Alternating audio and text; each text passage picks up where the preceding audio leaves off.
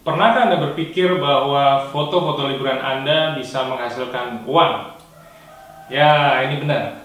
Jadi, eh, di dunia stok fotografi, yang namanya foto-foto liburan, makan-makan, jalan-jalan, itu mutlak benar-benar bisa menghasilkan dolar. Dan di video kali ini, saya akan berbagi cerita kepada teman-teman semua. Kita akan ngobrolin lebih detail lagi bagaimana foto-foto liburan, foto-foto makan-makan yang tadinya dikirain itu tidak bisa menghasilkan uang, bahkan orang bilang itu boros, itu menghabiskan uang. Kini kita akan jadikan sama-sama foto-foto itu menjadi sumber pemasukan buat teman-teman semua. Tetap nonton video ini, klik subscribe dulu buat yang belum subscribe. Jangan kemana-mana.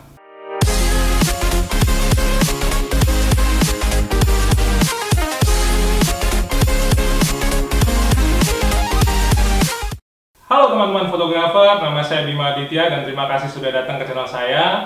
Seperti tadi saya bilang, di video kali ini saya akan ngobrol kepada teman-teman semua tentang bagaimana sih caranya menjadikan foto-foto liburan, jalan-jalan, dan makan-makan menjadi sumber penghasilan. Ini akan menarik. Sampai sekarang, saya beserta istri dan anak-anak itu rutin melakukan sebuah perjalanan satu kali di dalam negeri, satu kali di luar negeri. Jadi misalnya kayak kemarin 2019 ya, saya liburan satu kali ke Bali, kemudian satu kali ke Singapura. Nah, menariknya begini, aktivitas ini sudah kita lakukan bahkan 10 tahun yang lalu, di tahun 2009-2010, saya sudah melakukan perjalanan ini dengan skala yang jauh lebih kecil. Jadi karena dulu statusnya masih mahasiswa, kita masih pacaran, jadi yang bisa dilakukan adalah dengan patungan. Saya 50.000, istri saya 50.000. Kita cuma melakukan perjalanan ke Solo waktu itu naik kereta Prambanan Express, atau kalau teman-teman disingkat ya, taunya namanya Pramex. Nah, hal itu kemudian saya lakukan terus-menerus. Saya mengumpulkan foto demi foto, dari mulai foto-foto jalan-jalannya, kota-kotanya, sudut kota, signage, hingga alat transportasi, semuanya saya foto. 2018 saya sempat juga main ke Kendal ya. Saya juga sempat ke Ambarawa. Di situ ada museum kereta api yang bagus sekali, teman-teman. Kalau yang belum pernah ke Ambarawa harus mampir ke museum kereta api ini. Itu luar biasa karena stok foto-fotonya banyak. Nah, yang jadi menarik adalah di 2021 ini, dari mulai bulan Desember 2020 hingga sekarang nih di bulan Februari, itu akun Shutterstock saya dipenuhi dengan download dari buyer-buyer luar negeri. Ada dari Myanmar, ada dari Jakarta, ada dari Eropa, ada dari Australia. Itu yang diambil adalah foto-foto liburan. Kemudian saya berpikir, kenapa sih yang diambil foto-foto liburan? Ketika saya membaca berita, baik dari berita di Indonesia maupun berita di luar negeri, ada sebuah conclusion atau sebuah kesimpulan sementara yang bisa saya ambil bahwa sepertinya demand foto-foto liburan di awal tahun 2021 ini akan meningkat. Kenapa begitu? Karena begini, 2020 kita tahu bahwa teman-teman semua, kita semua satu dunia ini sudah suffering dengan masalah COVID-19. Nah, beberapa negara di dunia ini sudah mulai melakukan vaksinasi massal, baik di Dubai, kemudian di Amerika juga sudah, Rusia setahu saya juga sudah, termasuk Indonesia. Jadi sampai berita terakhir yang saya baca ya, ada sekitar mungkin 10-18 juta dosis yang memang sudah sampai di Indonesia. Nah, berita ini sangat positif, khususnya buat kita-kita para stok fotografer yang memang memiliki banyak ribuan stok-stok liburan. Logika saya berpikir begini teman-teman, ketika vaksinasi itu sudah mulai berjalan, pastinya dunia ini segera kepengen cari duit, dan salah satu source income dari beberapa negara adalah tourism. 3 hari lalu, saya tiba-tiba mainan Instagram, tiba-tiba begitu baca story itu kan suka ada iklan tuh, ada sponsor gitu. Sponsornya adalah Changi, waktu itu Bandara Changi Singapura. Pertanyaan sederhana sih, kalau kamu pasca COVID ini punya uang untuk liburan, kamu mau kemana? Pertanyaannya begitu. Nah, si Bandara Changi ini bisa memberikan voucher untuk no matter what it is ya, mungkin makanan, mungkin entertainment di dalam Bandara Changi sebesar 500 Sing dollar. Jadi ini sebuah voucher yang menurut saya sangat menggiurkan gitu. Saya aja juga terpikir, wah enak banget nih. Saya makan di Kopitiam tuh yang di bawah Terminal 3 atau Four Fingers di sebelahnya itu, biasa saya makan mungkin habis bisa 40-50-an dolar, ini $500 saya bisa dapat voucher. Jadi artinya negara-negara di dunia ini pasca vaksinasi ini sudah mulai siap-siap untuk melakukan pemulihan ekonomi. Nah, artinya semua travel blogger, semua media massa, semua TV itu semua berlomba-lomba mengumpulkan stok-stok foto terbaru, walaupun ya tanda kutip ya, foto Merlion dan foto Chinese Garden. Jadi ada semacam patung di daerah Chinese Garden di Singapura itu saya ambilnya tahun 2012. Serius, tahun 2012. Tapi di downloadnya tahun 2001. Artinya ini juga peluang untuk teman-teman semua yang masih punya stok-stok foto liburan yang belum diupload, atau misalnya sudah diupload, dibenerin description-nya, dibenerin kata kuncinya. Khususnya teman-teman yang masih punya stok-stok foto traveling ya. Saya nggak bicara ini harus keluar negeri, bahkan di Yogyakarta, stasiun Tugu, kemudian foto-foto di daerah tadi ya Ambarawa, saya bilang itu masih laku kejual sampai sekarang. Kalau teman-teman yang pernah ke stasiun kereta api Ambarawa pasti ada tulisannya namanya I am Barawa. Jadi kayak semacam copy paste-nya yang di Amsterdam, I am Amsterdam, ini I am Ambarawa. Jadi foto-foto itu sampai sekarang masih laku, download terus setiap hari.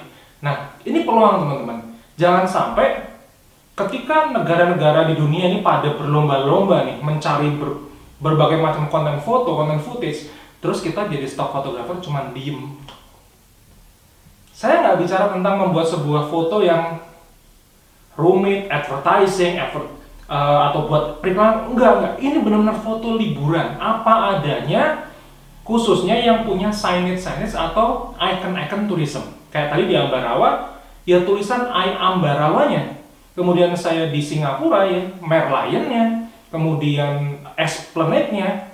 Atau ketika waktu saya di Hong Kong yang di-download adalah satu restoran model ala-ala kanton gitu, jadi di mana-mana orang-orang lokal Hong Kong.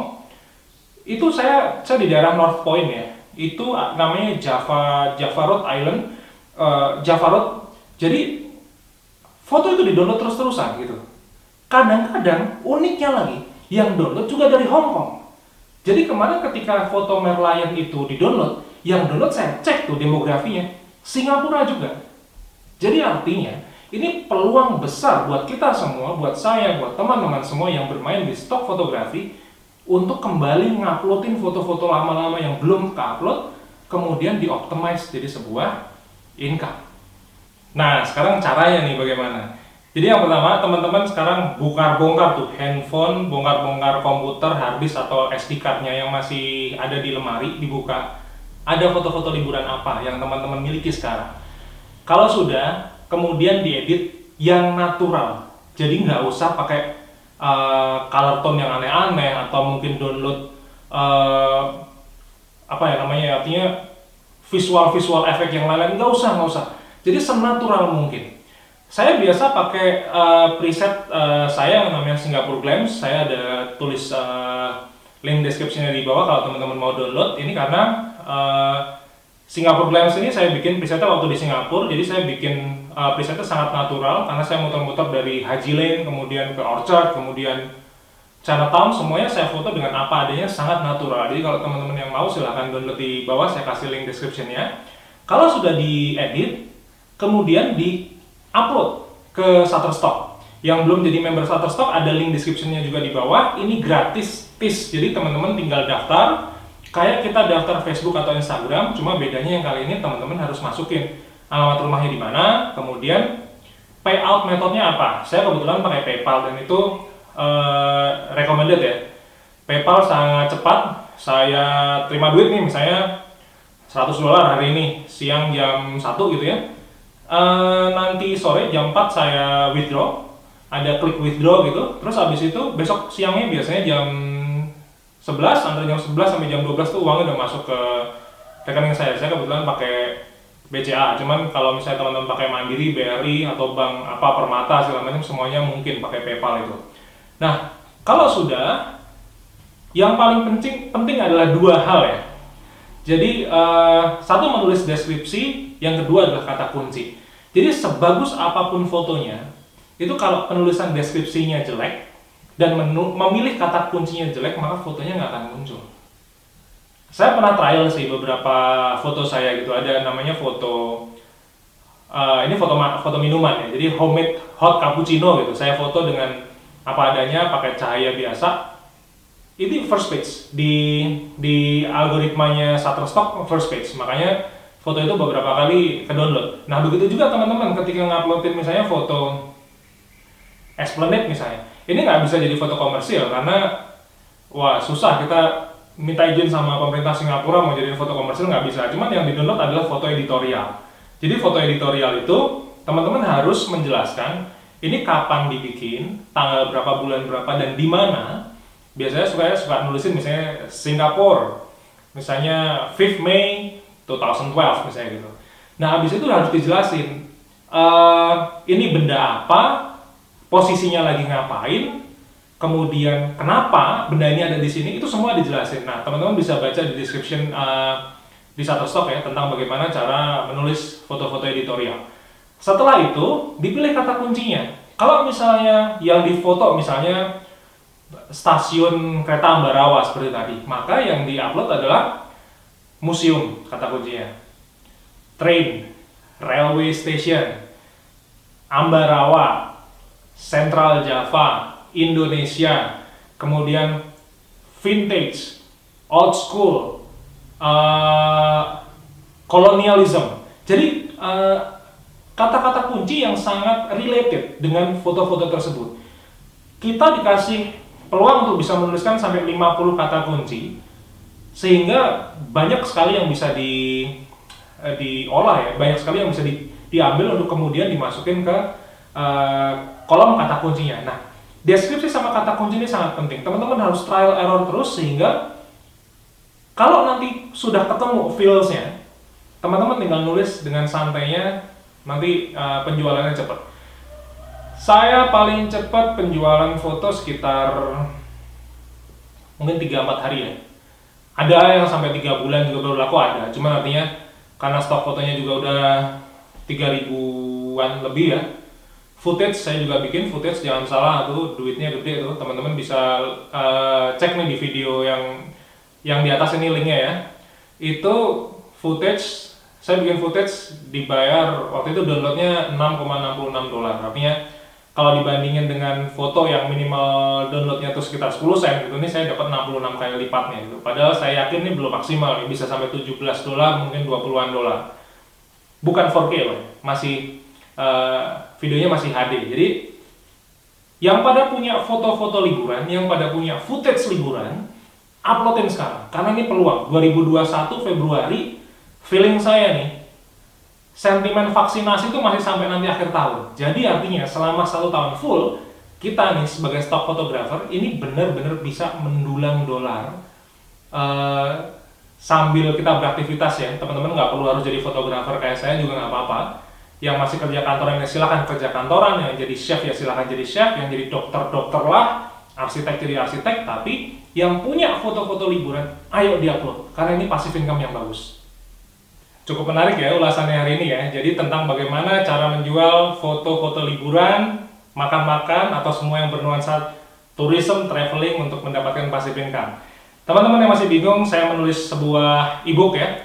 Judulnya Shutterstock, Membangun Passive Income Masa Depan dari Fotografi. Teman-teman yang mau download bisa cek di link description di bawah.